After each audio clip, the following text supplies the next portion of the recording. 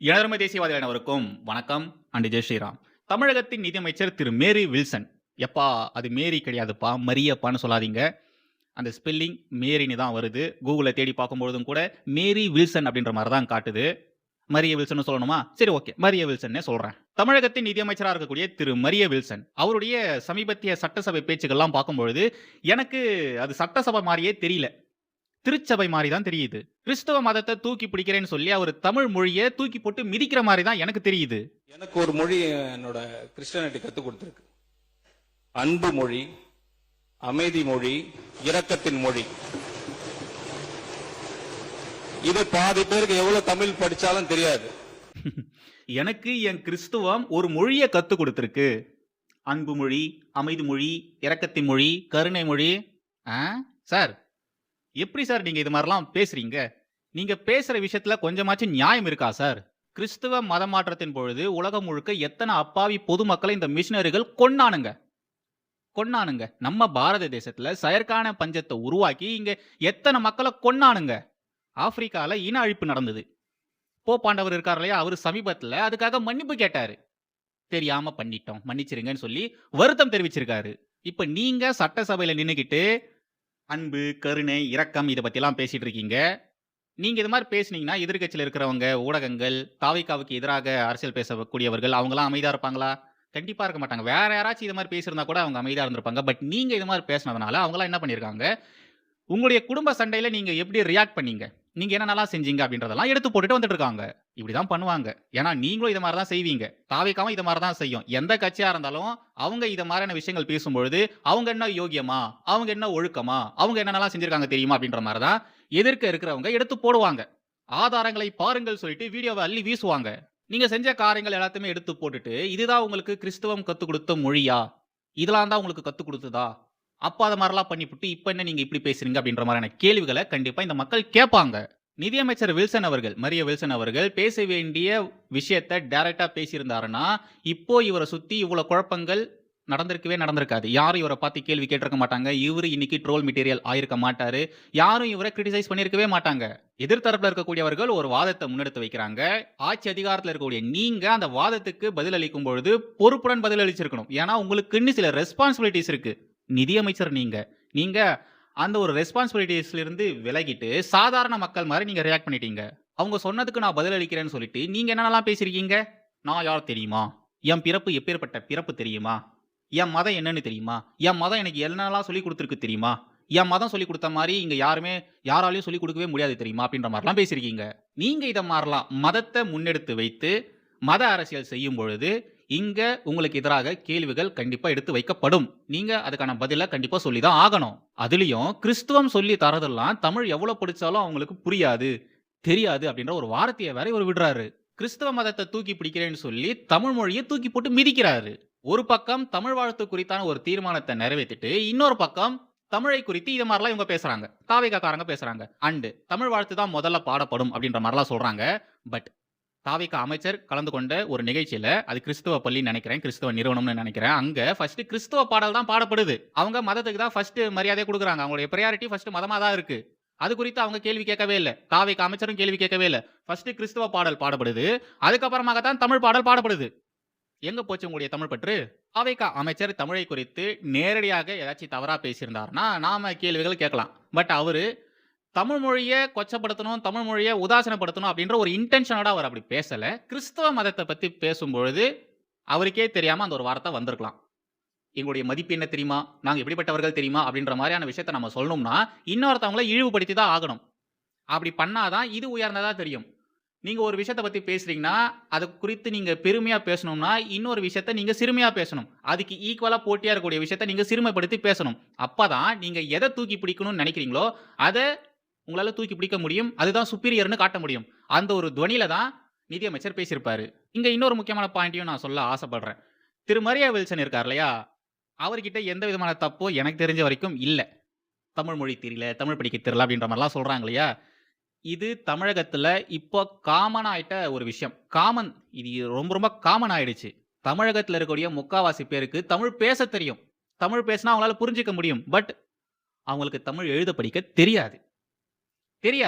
நீங்க இந்த விவகாரத்துல நிதியமைச்சர குறை சொல்லணும்னா, அதுக்கு முன்னாடி நீங்க திராவிட அரசியல குறை சொல்லணும். திராவிட அரசியல். அவிங்க தான் ஹிந்திக்கு எதிராக நாங்க அரசியல் பண்றோம்னு சொல்லி, தமிழ் மொழிய குழி தோண்டி புதைச்சுட்டாங்க. இதான் உண்மை. இந்த பர்ட்டிகுலர் போர்ஷன்ல மட்டும் தான் நிதியமைச்சர் மீது எந்த ஒரு தவறும் இல்லன்னு சொல்றேன். ஏன்னா, இங்க நெறைய பேருக்கு உண்மையிலே தமிழ் தெரியாது. ஸோ, நாம அவர அந்த ஒரு விஷயத்துல மட்டும் தான் குறை சொல்ல முடியாது. பட் அவர் அந்த கிறிஸ்துவ மதத்த தூக்கி பிடிச்சாரு பார்த்தீங்களா? அது தவறு. ஏன்னா, இந்த தாவேகா மதசார்பற்ற அரசு, மதசார்பற்ற கட்சி, மதசார்பற்ற ஆட்சின்னு சொல்லிப்புட்டு, கிறிஸ்துவ மதத்த தூக்கி பிடிக்கிறாங்க. அது தப்பு தானே? நாங்க எந்த மதத்துக்கும் சார்பில்லாதவங்கன்னு சொல்லிட்டு, முழுக்க முழுக்க கிறிஸ்தவ மதத்தை சார்ந்தவர்களாகத்தான் முக்கியமான போஸ்டிங்ல இருக்காங்க. அப்போ கேள்வி வரதானே செய்யும். ஒண்ணும் இல்ல. இப்போ நிதியமைச்சர் பேசியிருந்தார் இல்லையா? கிறிஸ்துவ மதம் எனக்கு என்னெல்லாம் சொல்லிக் குடுத்திருக்கு தெரியுமா? கிறிஸ்துவ மதம் பத்தி உங்களுக்கு என்ன தெரியும்? அப்படின்ற மாரிலாம் இவரு பேசுறாரு இல்லையா? இதே மாரி வேற ஏதாச்சும் ஒரு எம்.எல்.ஏ. நான் ஹிந்து மதத்தில் பிறந்தவன். ஹிந்து மதம் எனக்கு என்னெல்லாம் சொல்லிக் குடுத்திருக்கு தெரியுமா? ஹிந்து மதத்துடைய பண்புகள் தெரியுமா? அப்படின்ற மாரிலாம் பேசி இருந்தார்னா, இந்நேரம் தமிழகத்துல என்ன மாரியான விஷயங்கள் நடந்திருக்கும்? நியூஸ் சேனல்ஸ்ல என்ன மாரியான டிபேட்ஸ் அவங்க எடுத்திருப்பாங்க? என்ன மாரிலாம் அவங்க இந்த ஒரு விஷயத்த கொண்டு போயிருப்பாங்க? அவங்க நரேட்டிவ் எப்படி செட் பண்ணியிருப்பாங்க? இங்க இருக்கக்கூடிய திராவிட அரசியல் கட்சியிலிருந்து, திராவிட இயக்கத்திலிருந்து புரட்சி புடலங்கான்னு பேசக்கூடிய பல இயக்கங்கள் இங்க இருக்கு. அவிங்கெல்லாம் என்னென்னலாம் பண்ணியிருப்பாங்க?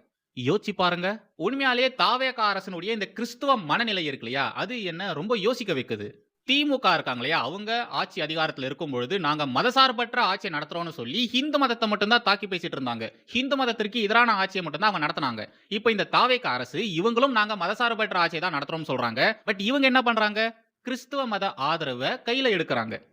ஓப்பனா, வெளிப்படையா கிறிஸ்துவ ஆதரவு நிலைப்பாட்டோட தான் அவங்க இருக்காங்க. சட்டசபையினுடைய முதல் நாளே சபாநாயகரா இருக்கக்கூடியவர் பைபிள் வசனத்த மேற்கோள் காட்டி தான் அவருடைய ஸ்பீச்ச ஆரம்பிச்சாரு. இப்ப நிதியமைச்சர் கிறிஸ்தவ மதத்த தூக்கி பிடிக்கிறேன்னு சொல்லி தமிழ் மொழிய இகழ்ந்து பேசுறாரு. இகழ்ந்து பேசுற மாரி ஆயிடுச்சு. அவர் பேசுனதோடைய பொருள் அப்படிதான் இருக்கு. எதிர்க்கட்சிக்காரங்க நிதியமைச்சருக்கு ஒரு அட்வைஸ தான் சொன்னாங்க. அட்வைஸ்ன்னு கூட சொல்ல முடியாது. ஒரு கோரிக்கை தான் முன்னெடுத்து வச்சாங்க. நீங்க இதுக்கப்புறமா பேசும்பொழுது தமிழ் மொழிய சரியா உச்சரிங்க. கரெக்ட்டா பேசுங்க. கொஞ்சம் வீட்ல படிச்சுட்டு வாங்க அப்படின்ற மாரி தான் சொன்னாங்க. அவங்க சொன்ன கருத்துக்கள்ல கலாய்க்கிற தோணின்னு எதுவுமே இல்ல. அவங்க ஜஸ்ட் அவங்களுக்கு பொலிட்டிக்கல் எக்ஸ்பீரியன்ஸ் இருக்கு. ஸோ, அந்த ஒரு எக்ஸ்பீரியன்ஸ்ல அவங்க புதுசா வந்த ஒருத்தருக்கு ஒரு சின்ன அட்வைஸ குடுக்குறாங்க. அட்வைஸா கூட அவங்க சொல்லல. ஒரு கோரிக்கையா தான் முன்னெடுத்து வச்சாங்க. அதுல என்ன தவறு இருக்குன்னு நிதியமைச்சர் பார்த்தாருன்னு தெரியல. தமிழ் மொழிய சரியா பேசலாமே, உச்சரிப்பு சரியா இருக்கலாமே அப்படின்ற மாரி சொன்னதுல தவறே கிடையாது. பட் அத ரொம்ப ரொம்ப சீரியஸா நிதியமைச்சர் எடுத்துக்கிட்டாரு. எதிர்க்கட்சிக்காரங்க முன்னெடுத்து வைத்த அந்த கோரிக்கைக்கும், நிதியமைச்சர் சொன்ன விஷயத்துக்கும் எந்த சம்பந்தமும் கிடையாதுங்க. நான் கிறிஸ்துவன், நான் பிறப்பால் கிறிஸ்துவன், எனக்கு கிறிஸ்துவ மதம் என்னெல்லாம் சொல்லிக் குடுத்திருக்கு தெரியுமா? அன்பு, கருணை இதெல்லாம் சொல்ல வேண்டிய அவசியமே கிடையாது. கிறிஸ்துவ மதம் மட்டும் கிடையாது. எல்லா மதங்களுமே உயர்ந்த தத்துவங்கள சொல்லக்கூடிய மதங்கள் தான். கிறிஸ்துவ மதம் மட்டும் கிடையாது. எல்லா மதங்களுமே. 7,586 கோடி ரூபாய் ஒன்றிய அரசிடமிருந்து கிடைக்கும் என எதிர்பார்க்கப்படுகிறது. நிதியமைச்சர் நம்பர சொல்லும்பொழுது அத அவரு சரியா சொல்லல. தப்பா தான் சொன்னாரு. அந்த ஒரு விஷயத்த சுட்டி காட்டுறதுல எந்த தவறும் கிடையாது. நீங்க தப்பா பேசியிருக்கீங்க, தப்பா சொல்லியிருக்கீங்க. கொஞ்சம் நீங்க ஸ்டடி பண்ணி வந்திருக்கலாமே. தமிழ் உச்சரிப்பு சரியா இருந்திருக்கலாமே அப்படின்ற மாரி தான் சொல்லியிருக்காங்க. அதுல என்ன தவறு இருக்கு? கிறிஸ்துவ மதத்த யாராச்சும் தாக்கி பேசியிருந்தா, சட்டசபையில கிறிஸ்துவ மதத்த யாராச்சும் தாக்கி பேசியிருந்தா, கிறிஸ்துவ மதத்துல தவறான விஷயங்கள் போதிக்கிறாங்க அப்படின்ற மாரிலாம் சொல்லியிருந்தா, இவரு இப்படி சொல்லியிருக்கலாம். நான் கிறிஸ்துவ மதத்தை சேர்ந்தவன், கிறிஸ்துவ மதம் என்னெல்லாம் சொல்லிக் குடுக்குது தெரியுமா? அப்படின்ற மாரியான விஷயங்கள சொல்லியிருக்கலாம். சொல்லியிருந்தா அது சரியா இருந்திருக்கும். பட் இவரு எண்கள சரியா சொல்ல வேண்டியதானே, நம்பர்ஸ கூட ஏன் நீங்க தப்பா சொல்றீங்கன்னு கேட்டதுக்கு, சம்மந்தமே இல்லாம கிறிஸ்துவ மதத்த உள்ள கொண்டு வந்து இந்த ஒரு விவகாரத்த மத விவகாரமா கொண்டு போயிட்டாரு. மத ரீதியில இந்த ஒரு விஷயத்த கொண்டு போயிட்டாரு. இவர மாரியே ஹிந்து மதத்த சட்டசபையில யாராச்சும் உயர்த்தி பேசியிருந்தா, அமைதியா இருந்திருப்பாங்களா? ஒண்ணும் இல்ல. நிதியமைச்சர் பட்ஜெட்ட தாக்கல் செய்யும்பொழுது அவரு ஜெபமாலையோட தாக்கல் செஞ்சாரு. அப்போ எந்த விதமான எதிர்ப்பும் வரல. ஆனா வேளாண் துறை அமைச்சர் வேளாண் பட்ஜெட்ட திருப்பதி கோயில்ல வச்சு ப்ரே பண்ணிட்டு வந்ததுக்கு, இங்க அவ்ளோ பேரு கயமயா, கயமயா, கயமயான்னு கத்துனாங்க. சுபவீர பாண்டியன்லிருந்து, சு. வெங்கடேசன்லிருந்து எல்லாருமே கயமயா, கயமயா, கயமயா, கயமயா, கயமயா, கயமயான்னு கத்திட்டு இருந்தாங்க. யாராச்சும் கிறிஸ்தவ மதத்திற்கு எதிராக பேசுனாங்களா? இது மதசார்பற்ற அரசுன்னு சொல்றீங்களே, ஏன் கிறிஸ்தவ மதத்த தூக்கி பிடிக்கிறீங்கன்னு யாராச்சும் கேள்வி கேட்டாங்களா? இல்ல. தயவு செய்து புரிஞ்சுக்கோங்க. இவங்களுக்கு கிறிஸ்தவ மதமோ, இஸ்லாமிய மதமோ, அந்த மதங்களை தூக்கி பிடிக்கிறதுனால இவங்களுக்குலாம் பிரச்சனையே கிடையாது. இவங்களுக்கு பிரச்சனை ஹிந்து மதம். ஹிந்து மதம். அதுக்கப்புறம் தமிழக சட்டசபையில எஃப்சிஆர்ஏ இருக்கு இல்லையா? அதுக்கு எதிராக வேற பேசியிருக்காங்க. எங்களுக்கு வருத்தம் அளிக்கிறது. மத்திய அரசு செய்யக்கூடிய இது மாதிரியான காரியங்கள் எங்களுக்கு வருத்தம் அளிக்கிறது அப்படின்ற மாரி எஃப்சிஆர்ஏக்கு எதிராக பேசியிருக்காங்க. எஃப்சிஆர்ஏனா என்னங்க? Foreign contribution regulation act. Regulation. ஓகேங்களா? மத்திய அரசு ரெகுலேட் பண்ண பார்க்குறாங்க.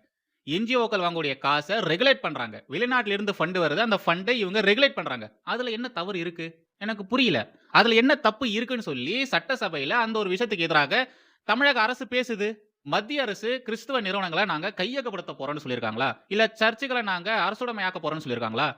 இல்ல. நீங்க வெளிநாட்டில இருந்து காசு வாங்குறீங்கன்னா, அதுக்குன்னு ஒரு சில கிரைட்டீரியா இருக்கு. அத நீங்க ஃபுல்ஃபில் பண்ணுங்கன்னு சொல்றாங்க. லைசென்ஸ ரெனிவல் பண்ண சொல்றாங்க. நீங்க லைசென்ஸ ஒழுங்கா மெயின்டெயின் பண்ண சொல்றாங்க. இதுல என்ன தப்பு இருக்குன்றேன். தொண்டு நிறுவனங்கள். இவங்க வெளிநாட்டில இருந்து காசு வாங்குறாங்க. அந்த காச வச்சுக்கிட்டு இங்க சர்ச் பிளான்டிங் நடந்துட்டு இருக்கு. மதமாற்று வேலைகள் நடந்துட்டு இருக்கு. அது மட்டும் இல்லாம தேச விரோத செயல்கள். இதுக்கெல்லாம் ஆதரவு குடுக்குறதுக்கு கூட என்ஜிஓல இருந்து தான் காசு வருது. சோ, இந்த என்ஜிஓக்கெல்லாம் நாம ரெகுலேட் பண்ணணும். அந்த ஃபண்ட ரெகுலேட் பண்ணணும் அப்படின்றதுக்காக தான் மத்திய அரசு இப்படிப்பட்ட ஒரு ஸ்டெப்ஸ எடுக்குறாங்க. யார் யாரெல்லாம் எஃப்சிஆர்ஐக்கு எதிராக பேசுறாங்களோ, அவங்க எல்லாருமே நேஷனல் த்ரெட் தான். இது நாட்டின் பாதுகாப்பு குறித்தான விஷயம். இதுக்கு எதிராக யார் யாரெல்லாம் பேசுறாங்களோ, அவங்க எல்லாருமே நேஷனல் த்ரெட் தான். பொறுப்பா இருக்கக்கூடிய எந்த அரசாக இருந்தாலும், இது போன்ற என்ஜிஓக்கள ரெகுலேட் பண்ண தான் பார்ப்பாங்க. வெளிநாட்டிலிருந்து வரக்கூடிய பணத்த கண்காணிக்க தான் செய்வாங்க. அதுல எந்த விதமான தவறும் கிடையாது. ஃபைனலி எனக்கு தாவேகா அரசு மீது ஒரு நம்பிக்கை இருந்தது. அவங்க ஆட்சி அதிகாரத்துக்கு வரும்பொழுது உண்மையிலேயே நான் சந்தோஷப்பட்டேன்.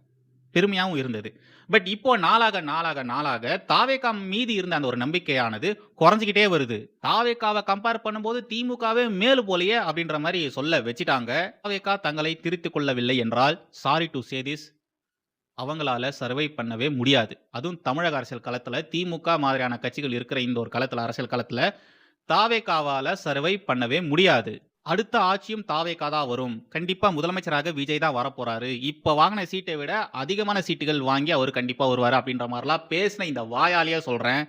தாவேகாவினுடைய அரசியல் எதிர்காலம் கேள்விக்குறியாகத்தான் இருக்கு. மறுபடியும் இவங்க ஜெயிப்பாங்களா அப்படின்றதெல்லாம் சந்தேகம் தான். ஏன்னா தாவேகால திரு விஜய் அவர்களை தவிர்த்து பெருசா பேசும்படியான தலைவர்கள் யாருமே இல்ல. இதுதான் உண்மை. அங்க விஜய் அவர்கள் மட்டும் தான் இருக்காரு. இன்னமும் நிறைய பேருக்கு தாவேகாவுடைய அமைச்சர்கள் யார் யாரு, எந்த துறையில இருக்கிறாங்க, அவங்களுடைய பெயர்கள் என்ன, வின் பண்ண எம்எல்ஏக்கள் பெயர் கூட தெரியல. என் தொகுதி எம்எல்ஏ யாருன்றது எனக்கும் தெரியல. இத மாரி நிறைய பேரு தமிழகத்துல இருக்காங்க. இதே நிலைமை தொடர்ந்ததுன்னா, தாவேகா தமிழக அரசியல் களத்துல சர்வை பண்றது ரொம்ப ரொம்ப ரொம்ப ரொம்ப ரொம்ப கஷ்டம். விஜய் சார், தயவு செய்து கொஞ்சம் உட்கட்சி விவகாரங்கள பாருங்க. உங்களுடைய அடுத்த கட்ட தலைவர்கள் செய்யக்கூடிய செயல்கள கொஞ்சம் கவனிங்க. திமுக ஆட்சியில நடந்த சில விஷயங்கள் இன்னமும் கன்டின்யூ ஆயிட்டு இருக்கு. இதே நிலைமை தொடர்ந்ததுன்னா ஒண்ணும் பண்ண முடியாது. நீங்க மறுபடியும் வின் பண்ணணும்னு நான் ஆசைப்படுறேன். நீங்க வின் பண்ணணும்னா சில சீர்திருத்தங்கள் உங்க கட்சிக்குள்ள நீங்க கொண்டு வரணும், செய்யணும். பாரபட்சம் பார்க்காம நடவடிக்கை எடுக்கணும். முக்கியமா இத மாரி மதத்த தூக்கி பிடிக்கிறாங்க இல்லையா? அவங்கள மாரியான நபர்கள நீங்க கொஞ்சம் கண்ட்ரோல்ல வச்சுக்கணும். ஏன்னா இத மாரிலாம் பேசுவாங்க. இவங்களுக்கு பதிலடி தரணும்னு சொல்லிட்டு எதிர் தரப்புல இருக்கக்கூடியவர்கள் அவங்களும் சில விஷயங்கள முன்னெடுத்து வைப்பாங்க. வாதம், பிரதிவாதம்னு போயிட்டே இருக்குமே தவிர, ப்ராக்ரசிவா இங்க எதுவுமே நடக்காது. நடக்கிறதுக்கு வாய்ப்பும் இருக்காது. ஸோ தயவு செய்து கொஞ்சம் உட்கட்சியில நடக்கக்கூடிய விவகாரங்கள நீங்க கவனிச்சீங்கன்னா நல்லாருக்கும். அது மட்டும் நான் சொல்லிக்கிறேன். வந்தே